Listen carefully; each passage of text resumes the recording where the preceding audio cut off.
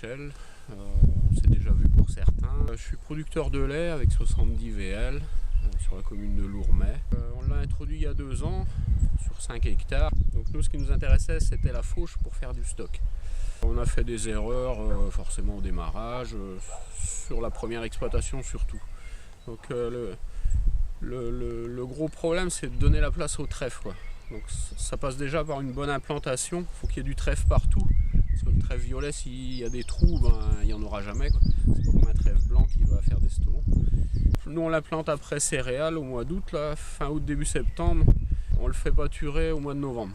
Et le but, c'est d'avoir une prairie qui est bien rase au mois de novembre là, et où il y a du trèfle partout. Et en sortie d'hiver, il faut aussi passer les vaches dessus pour nettoyer la vieille herbe qui a poussé l'hiver, ce qu'on ne fait pas tout le temps. Alors l'erreur qu'on a fait la première année, c'est de l'ensiler beaucoup trop tard. Donc on a eu une période de pluie au moment où il fallait pas, le produit a versé, le trèfle violet, il y en avait presque plus dedans. Et la graminée, elle épie rapidement à la fin. Donc il faut se méfier aussi.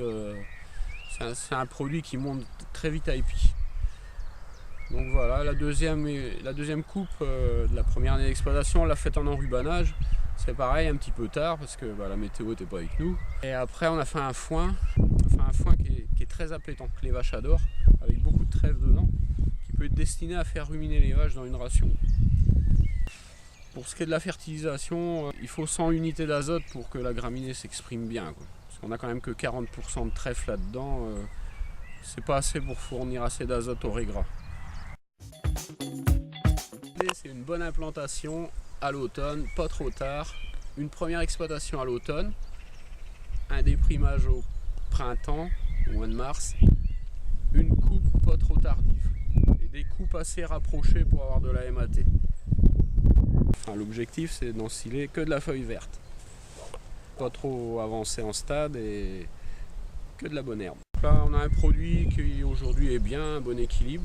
Donc on a fait la fertilisation azotée et puis on a mis de la potasse. L'objectif, c'est d'être là le 5 mai pour faire la première coupe. Donc voilà, je trouve que c'est bien parti.